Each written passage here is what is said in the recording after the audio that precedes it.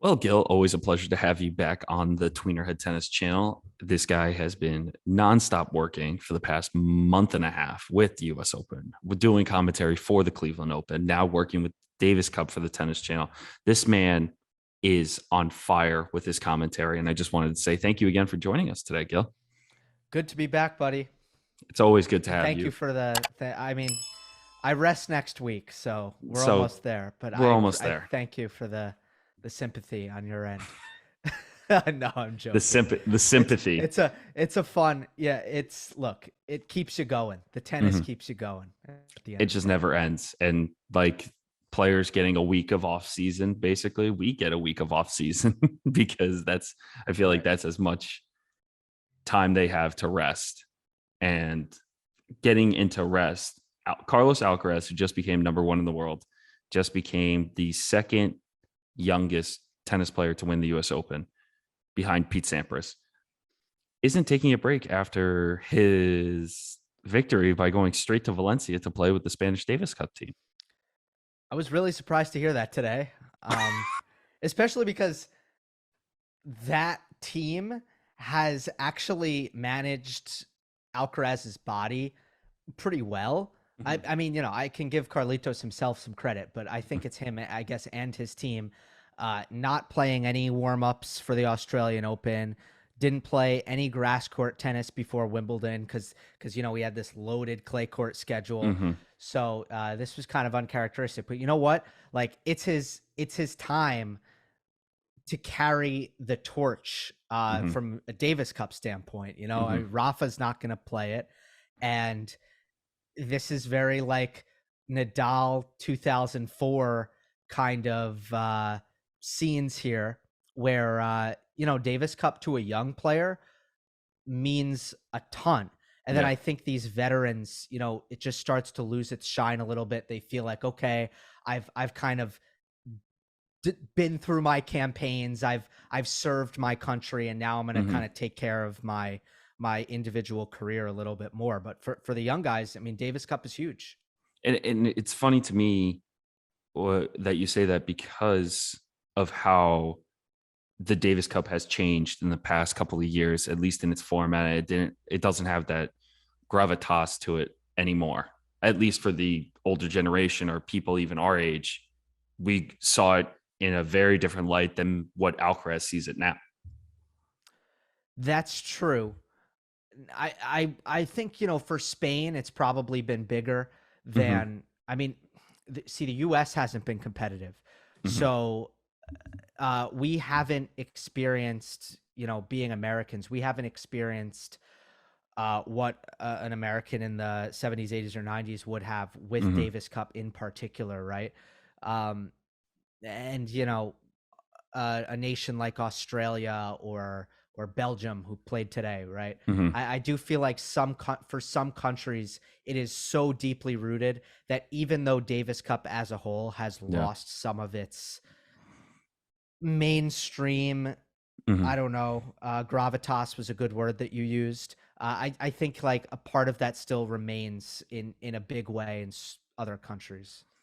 I totally agree, especially in Serbia, Argentina, especially with Del Potro, Yeah. one of the greatest moments for him and his country as well with the sport. But going back to Alcaraz and more focusing on the US Open, which is why I brought you onto the channel today. How would you describe the US Open in one word? Electric. Yeah. Yeah. It, I don't, I certainly would go to a very positive word. I mean, there was a lot of energy. No, it never really, there never really felt like a lull in the mm-hmm. event, which sometimes there can be at a major event. You can go a couple days without anything really, especially in the first week. This Yeah. tends to happen. It wasn't going to happen with Serena, No. winning a couple matches. Every other day you were going to have that huge story. Crowd. Yeah. Yeah. And there was plenty more on top of it. I think for Alcaraz too, it was the first time, and I think Christopher Eubanks tweeted out how I think he tweeted out, and I'm going to pop it up on the screen so I don't misquote it. He said that this was probably one of the most electrifying and most well-recepted US Opens we have seen either ever or in a very, very long time. Yeah, it's hard to like actually in good faith kind of go through because I don't think our memories are very good as a species. Okay, that's one way of putting it. That's one way of putting it. Okay, but I mean, I think you can safely say that it brought more to the table than last year. Mm-hmm. 2020 had no fans. 2019 was Novak and that Medvedev. That was no, Medvedev's that was villain. Nadal Medvedev. Oh, Yes, Nadal yes. Medvedev, but that was the villain era of Medvedev at that entire That's right. US Open. That's right. Which was a great story. But I mean, what do I remember from that? Mostly the men's final. Like Yeah. that's the thing about these things. We tend to not remember very well. But right now, we can say for sure we remember the US Open last 2 weeks. It Mm-hmm. was fun. It was Yeah. fun. We know that for sure. And not just Alcaraz or the whole Serena effect that we saw at the Open, but a lot of the players that we saw on the men's side, at least, were exciting to watch. I think the Rude Tommy Paul match was overlooked a little bit because that was an unbelievable match. The whole storyline of Alcaraz winning 3 back-to-back-to-back 5-setters was unbelievable. The Tiafoe story is what's really going to make, and correct me if I'm wrong, that was probably the biggest storyline besides Alcaraz and the Serena story because of an American making the semifinal of a men's Grand Slam that wasn't a serve bot like John Isner to get it that far at Wimbledon, to not play tiebreakers, but to play tennis that people really did enjoy watching.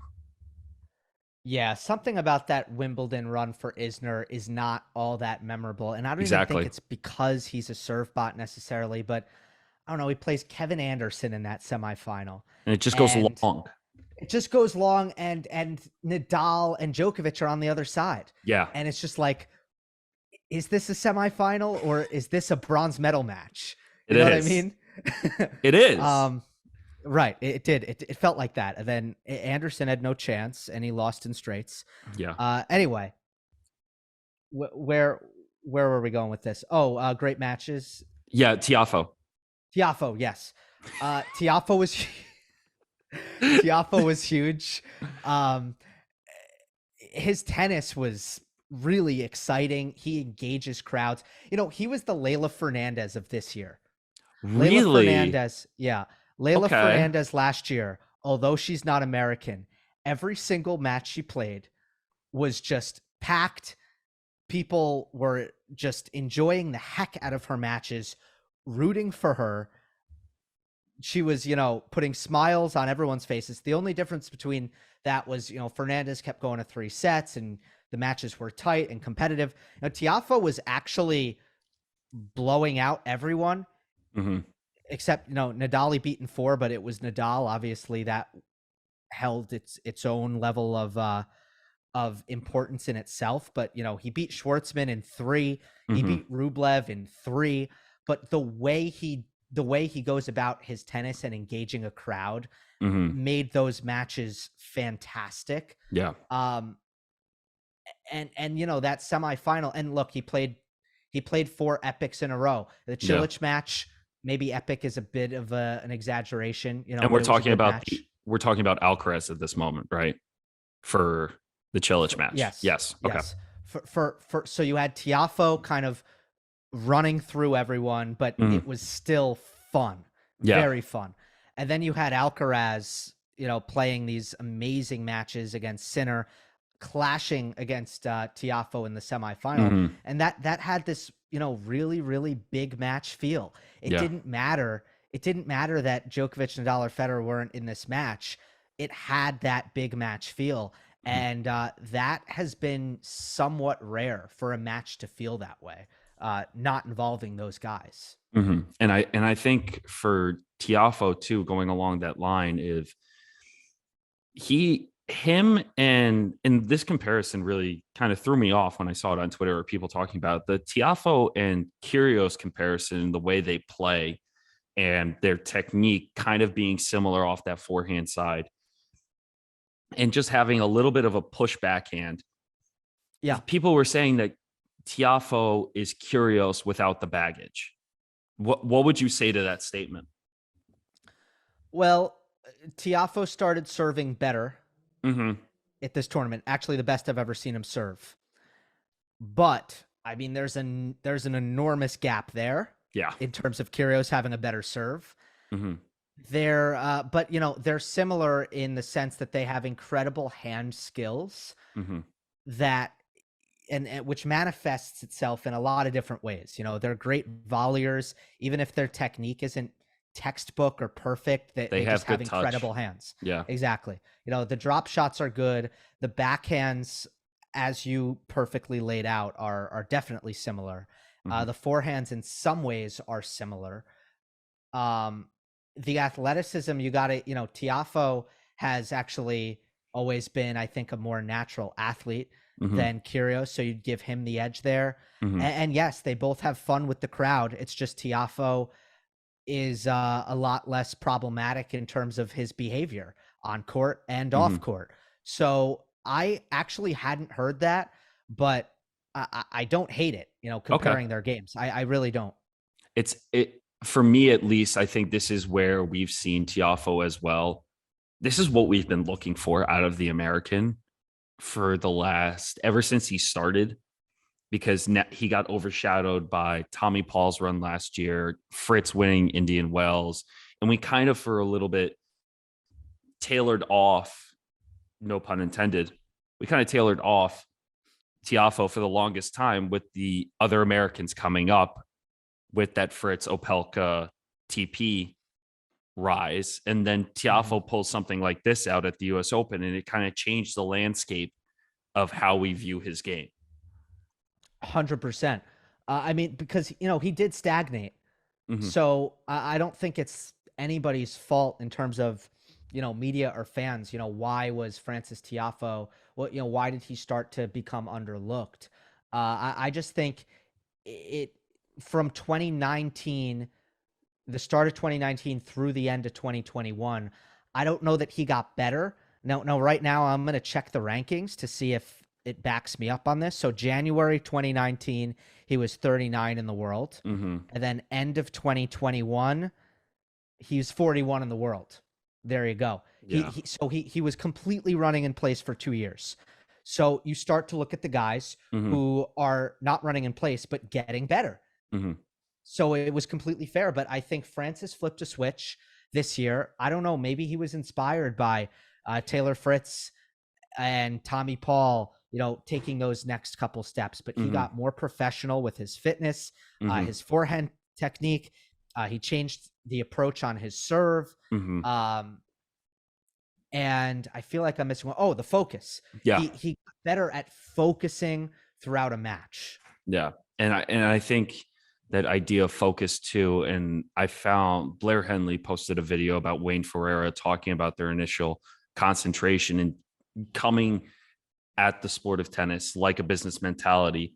You don't need your phone. You don't need distractions. Once you finish your entire day, and that includes recovery and fitness after you practice or after you just did a workout, you get the phone after you finish your business day.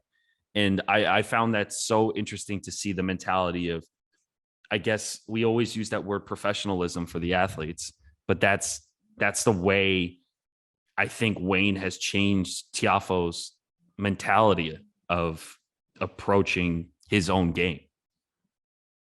Yeah. That clip was amazing. And I remember reading that in ATP, in an ATP article after he said that.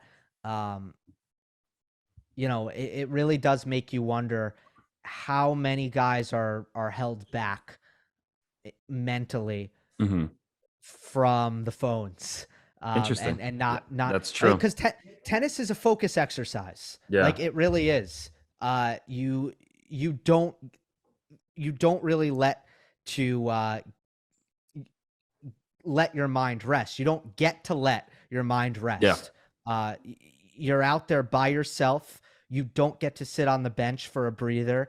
And if you blink, especially in a competitive match, you're behind the eight ball. Like, Yeah. you really do need to stay with it every single point. You cannot wander Hmm. for hours and hours and hours. So when people, throw out the whole mental game thing, and there's a lot of vagueness in that term, right? So and so has a good mental game, bad mental game. It's all mental. That's very vague. Do you know what's not a vague term? Focus. And I think that is Hmm. a part of the mental game Yeah. that can be pinpointed. Does a player focus well? Yeah. And Francis used to not at all, and now he can. And I think we're going to be seeing more of that going into 2023. Oh my God, we're there already. But we're going to see that moving forward. And I want to see how he can kind of top that, because there's always going to be a sophomore slump when we see achievements like this. And I think we're going to see that next year with some women's players like Rybakina after winning Wimbledon. But I want to see and transition over to kind of towards that Wimbledon side of, after the Russian ban on players for Wimbledon, the Russians came out strong this year with Khachanov and Rublev. And it made me think about, was this kind of their proving ground of what could have happened at Wimbledon if Rublev and Khachanov played? I think the rest helped them. Yeah. I don't know, I don't know that you can project how, I don't know that Rublev was that much of a contender at Wimbledon. I don't know Really? how much of a contender he was. He's had a decent season, but until this U.S. Open, where I thought the Shapovalov win was good. Mm-hmm. I forget who he beat after that. I'm gonna take a quick look. He's really lacked big wins, and That's he's kind true. of settled in. He beat Cam Norrie in straight sets. That's right. Okay, that's a So good win, yeah, yeah, especially against someone in form like that. totally. 100% agree. Great win. In fact, I mean, Rublev, the U.S. Open is probably the best tournament that he's had since February. Yeah. Because if you really look at it, it's not that he hasn't won. There hasn't been like a 6-match losing streak that has gotten Twitter talking and Yeah. all the articles written. There hasn't been that. It's just he also hasn't had good wins Yeah. until this U.S. Open. I don't know. I will say this. I think you look at Ekaterina Alexandrova and Ludmila Samsonova and Khachanov and Rublev. The Russians have benefited in some way. Hmm. Not that this is good for them that they couldn't play Wimbledon, because it Yeah. wasn't. It's bad. Yeah. There's no way around it. It's bad. The rest probably did put them at an advantage for Hmm. the North American hardcourt swing, because rest is good and tennis players don't get it. Yes. And it was the same way when I was talking to David Kane about for our WTA recap for the US Open. The fact that even Belarusians like Sabalenka, who got a mental coach and did a complete coaching staff switch to focus on what she needed to do, really help her reset to get that semifinal push to beat Coco Gauff, one of the most mentally stable players on the WTA tour, to get to that level and to even play Iga the way she did. Yeah, I think it helped. I totally agree. And in terms of other Russians too, because we haven't mentioned him a lot in this conversation, Medvedev and that whole next generation big three of Medvedev, and not just Russians, Medvedev, Tsitsipas, Berrettini. Were you disappointed by their performances? I know Stefanos had a bit of an injury, but Medvedev just got outplayed, I think, by Kyrgios during that match. Um, Yeah. and Berrettini played one of the worst matches I've ever seen him play against Casper Ruud. Yeah, strange one from Berrettini. I agree, because the feet just weren't moving when he came out of that match, and Berrettini is another guy who, if you look beyond how he's finishing at tournaments. So, Hmm. like this year, he's won 2 titles and was coming into Wimbledon, and people were saying he was the second favorite. I didn't quite agree, but he was definitely up there. He has not beaten a top 10 player since ATP Cup January 2021. So we're about to go 2 years here. Yeah. He's really, really good at beating players who are worse than him. He's almost upset proof.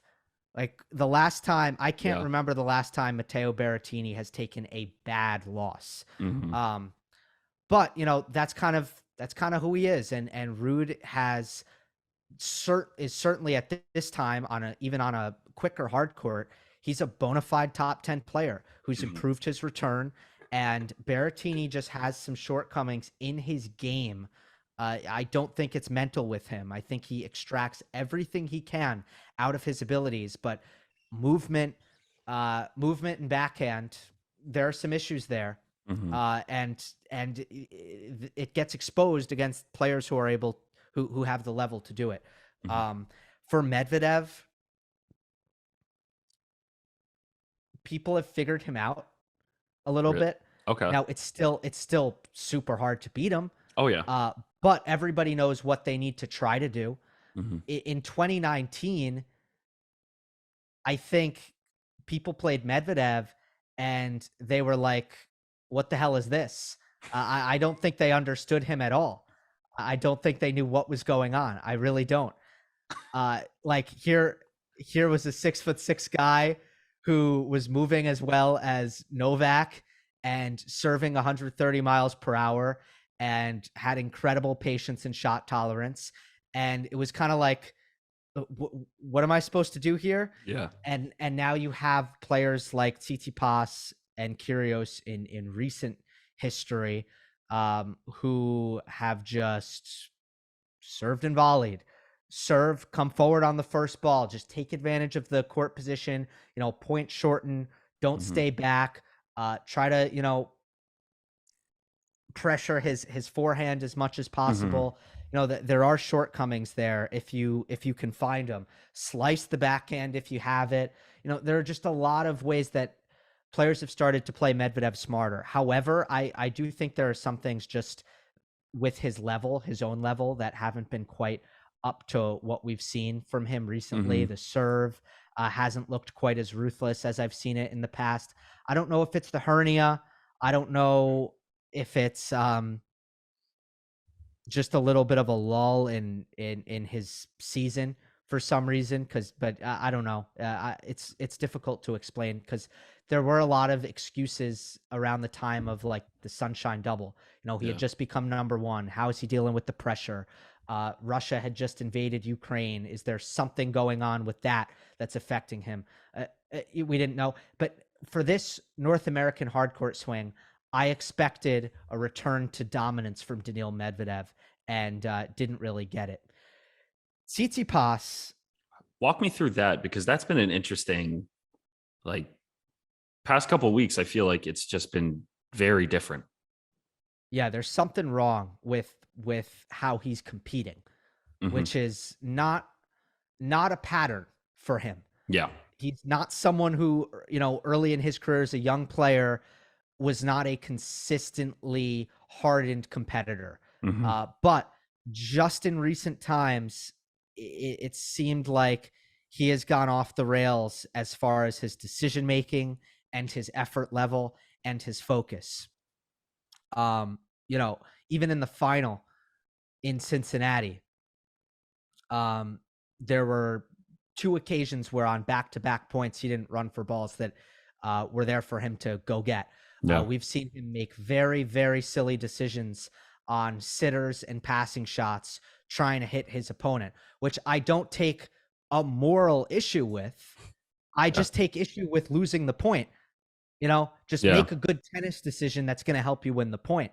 And he's not doing that. And then against Galan, he's a total no-show. A He total no-show disappeared. when he takes the court. Yeah. So And there's was something he wrong. injured? Do you think he was actually injured, or was it just a nagging? thing, because we can't Yeah. predict how someone's body's gonna feel, but that came out of nowhere for me, especially after he lost the first set the way he did. Just and then he says, "Oh, I need a medical timeout." How would you explain that? I mean, yeah, time will tell, right? I Yeah, think it'll be very telling to see how the next couple months go as far as that's concerned. You know, he was just in the Cincinnati final. yeah, So you're right. It was weird to see the elbow come up again. You know, he's what at that point, um, nine about 9 months removed from the surgery, yeah. which is a while. Hmm. So let's see. I mean, there have been points in time where he's alluded to his strings, his technology, which is never a good thing. You know, Yeah, he changed his strings to protect the elbow, and as recently as Roland Garros, he's kind of said, "Oh, I don't have much confidence in my technology," and it's like, okay, that's an issue. no, Like that's a really really big issue. Like yeah, you have to figure that out if you want to win. yeah, Um, he's so gifted. So it's felt like this year, it's felt like while he's been struggling, you look at the race and oh, he's been the fourth best player in the world. He's been the yeah. fifth best, right? Like he literally has still been Very one of good. the best player. Exactly. Very good. One of the best players in the world. At the same time, something's off. Yeah. And I think both can be true. And it's been more prevalent this year too, how Mark Philippoussis has been in his box and has been cheering in Greek for him, and how he's kind of come on, not as his main coach, because that's still his dad, and that's another topic that we could get into for another episode. But do you think Mark is actually helping him out, or is there a conflict of, because I feel like that could be a conflict of interest and conflict of intent with both of them having strong personalities and the way they want to coach Stefanos? I think Mark appears to be helping with certain aspects of Tsitsipas technically. Mm-hmm. I think he, you know, there have been some positive signs on the slice and on the return of serve. He came in with, you know, the best game plan against Medvedev that I've ever seen him Mm. execute. Like just tactically, it was a masterpiece, which was nice to see. I do think that the dynamic between him and his box, I think it takes away too much of his attention. You know, he's constantly having that dialogue with his box now, especially since coaching has been legalized, Mm-hmm. and just watching him live against Galan, it's like I don't think a tennis player should be spending or should be using up that large a part of their brain power to listen to what the box is saying Yeah. or to have that back and forth with the box. And it's not that I've ever been in that situation, but what I do is I watch players match in, match out. You know, I go the entire US Open and okay, I've just watched, you know, 85 tennis matches or something, and nobody is spending as much time looking at their box as Stefanos. And I think that's a problem because you know, you have a task at hand and you have to focus on what you're trying to do, and even sometimes what's going on the other side of the net and what's working and what's not. And like you said, kind of going back to what you said about focus and mental toughness, you can't spend your entire serve clock talking to someone and then go into a point with three voices in your head, your own and your two coaches. That does not make sense and shouldn't make sense to someone like Stefanos, who should be already in the moment before he serves. Yeah, and for the record, I think Mark stays very quiet. I don't think he talks much during the match. I think it's all apostolos, in my observation. Again, another story for it. And I think Yeah. the last thing I wanted to talk to you about is Sinner. Sinner versus Alcaraz, probably one of the best matches we've seen at the US Hmm. Open. Top five, in my opinion, that happened. And Sinner, Alcaraz, and Rude, could they be the next big three to consistently win? I don't. I know, because Rude. this Yeah. is another No. No. conversation. No. No. It's a good question. Honestly, I struggle to put Rude. I actually put all three of them on different tiers at the moment. Really? Um, which might not be fair to Yannick, but let me clarify that with Yannick. Alcaraz is 2 years younger, Hmm. so I would say right now they're about the same level. But as if we're gonna future cast here, Hmm. I still put Alcaraz potentially on just one tier above Sinner. I probably put Sinner a tier above Rude. And Rude is Okay. 2 years older. Rude is 2 years older than Sinner. Yeah. So Rude is further along in his development, right? I Yeah. think Rude is Rude is 23, 23. Yannick is Sinner's 21, 21. Yeah. And then Alcaraz Alcaraz is is 19. 19. Yeah. So you have different stages of development that has Interesting. kind of created an environment where they're all a similar level now. But Yeah. I do think that Alcaraz has all timer in him, you know, Wow. and I think Sinner has great player, number one, multiple slams, but I don't know that he has, all All timer. time. Yeah. Yeah. And Rude, I'm not sure he is a multiple slams future number. I'm not positive about that. Um, Okay. although his trajectory is very, very positive. There's Hmm. no doubt about that. And he's really, I mean, if he continues to improve at the rate he has improved, he is well on his way to that. But yeah, I think Alcaraz being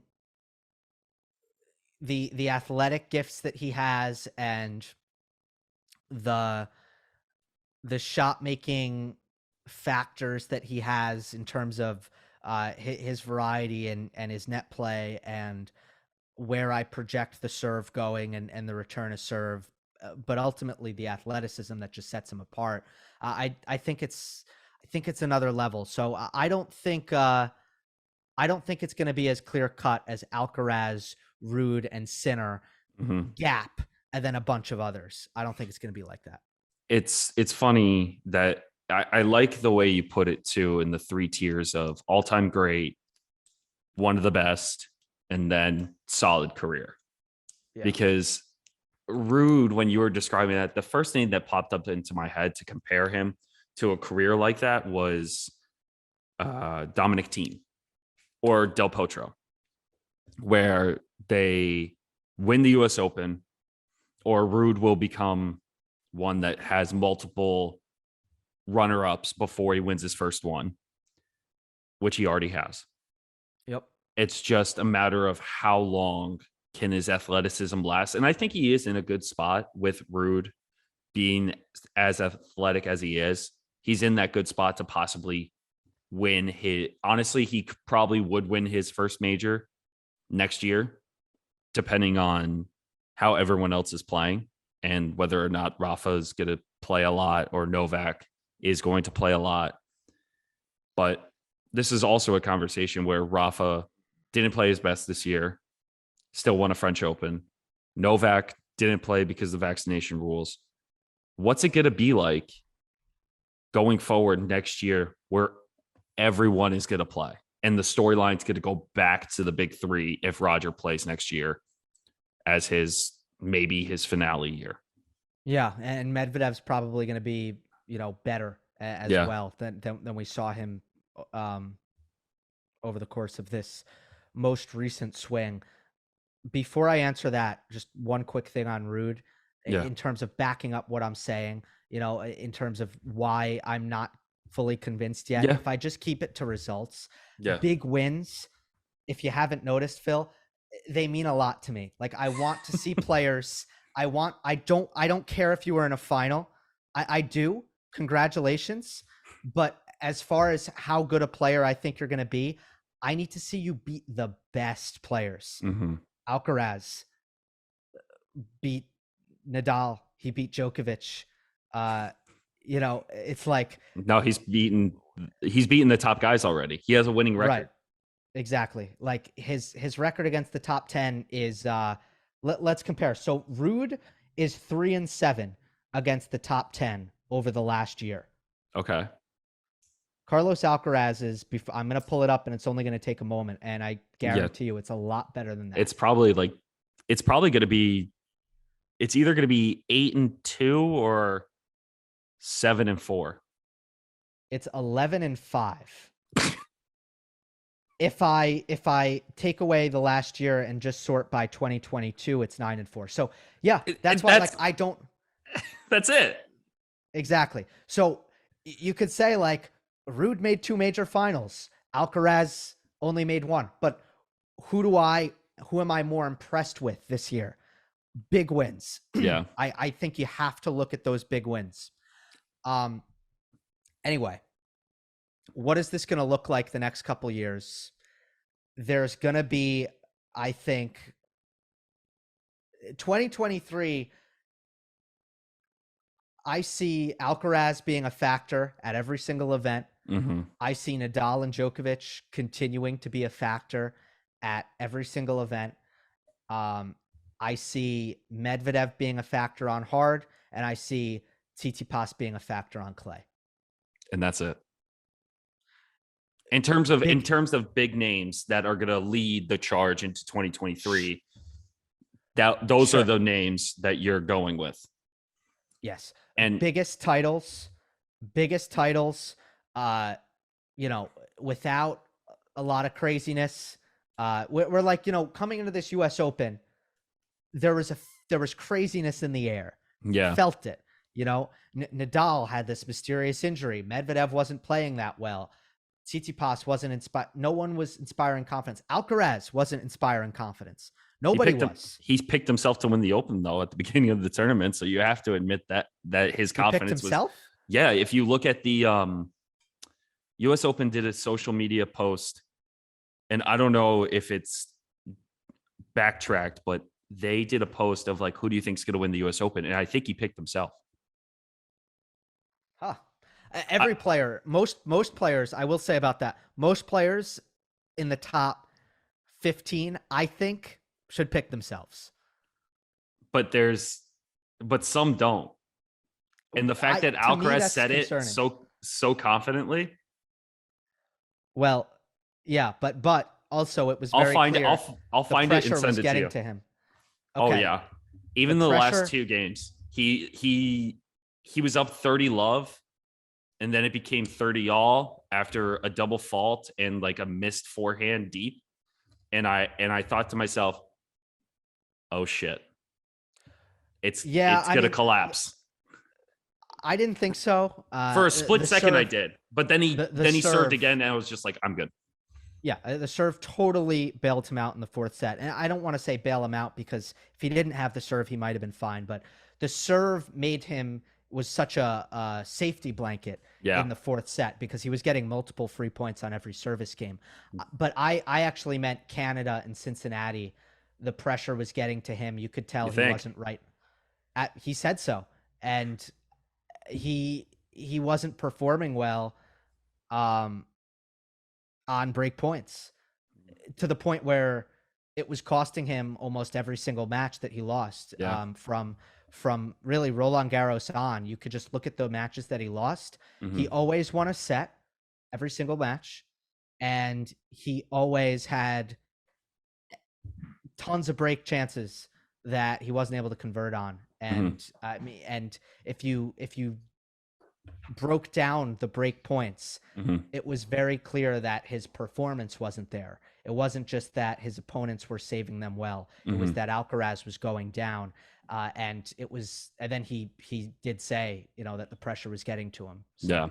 Yeah, I totally agree with that. And Gil, I really do appreciate you being on here, and I'll find the US Open social and I'll send it to you because I really want to see your reaction to it. But thank you again for joining us today. Is there anything that we should be looking out for on your channel or Tennis Channel content that you're doing for them? Anything that people can follow you along with? Gil Gross YouTube channel and 3 Tennis Show, and both are available on podcast platforms as well.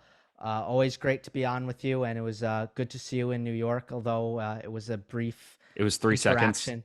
Did Yeah, you like the Polaroid the still I took of you? Just so I focused. I loved it. I was I very, very focused. You cannot deny that. I That's it was the Wayne scary. Ferreira effect. That was scary. I've never seen Gil make that kind of like I am on a mission, no one touch me in the big headphones.